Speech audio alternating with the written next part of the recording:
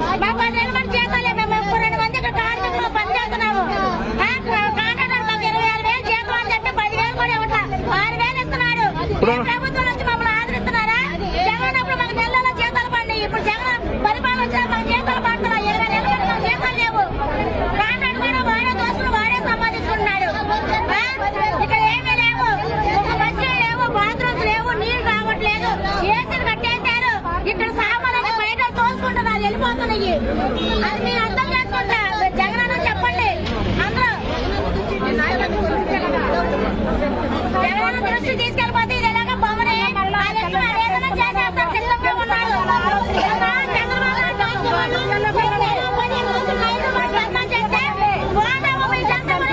మమ్మల్ని తీసుకెళ్ళలేదు.